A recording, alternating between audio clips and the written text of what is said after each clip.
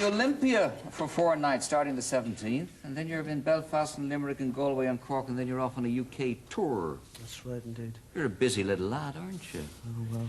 This guy was born in the Rock Hospital in Ballyshannon. Is that what they call it? I believe so, yeah. I don't remember it myself, but... I believe the hospital is still there as far as I know, but they didn't put the plaque up yet, you know, so... Any day now, Rory, any day now. We're working at so it. how come you went to live in Cork then? What was that all about? I don't know. Various reasons, but that's where I grew up really and went to school. But I spent time in other parts of Ireland as well. And no harm done, because you end up with a nice, you know, need to travel, and I like the gypsy lifestyle, so it suits me fine. At what stage did you start tinkering with guitars? And 9 years of age. was it 9? Yeah, I had a ukulele with a picture of Elvis Presley on it when I was 6 or 7. And Ukulele should have had a picture of George Formby on it, I would have thought. it was a plastic instrument from Woolworths or something like that. I see, yeah.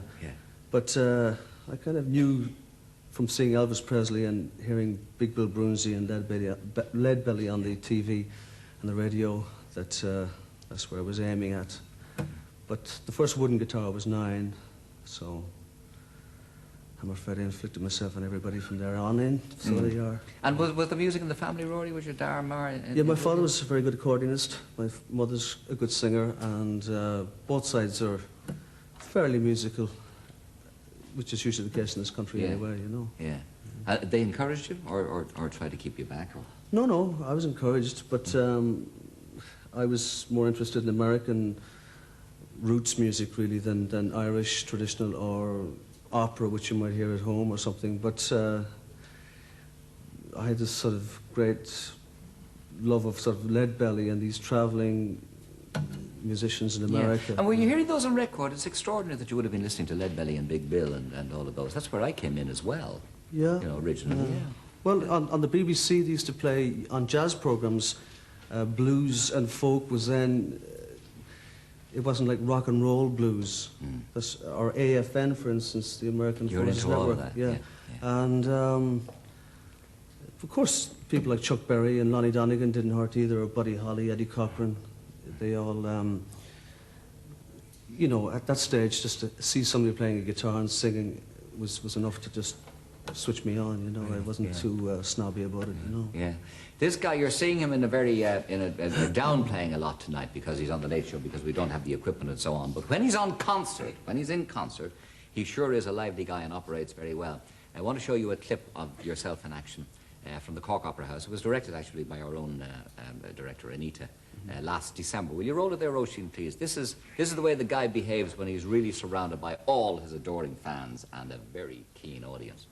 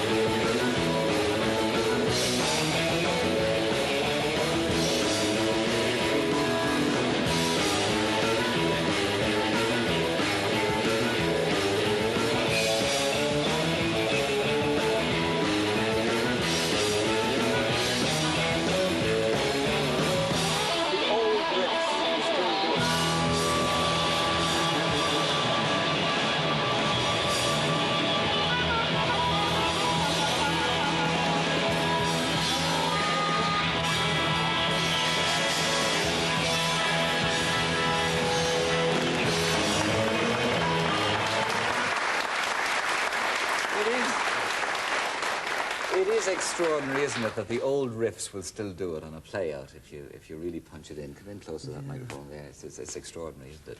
It is. The strange thing is that you could spend, as we did, maybe 10 years trying to be very clever sometimes, and update the riffs and change the, you know, try and use the roots bass and be European clever with it. But it's a no-win situation. You end up just to be able to play like T-Bone Walker riffs or whatever with your own original stamp is really what I've found lately. That, you know, I've got 25 more years of this to try and learn.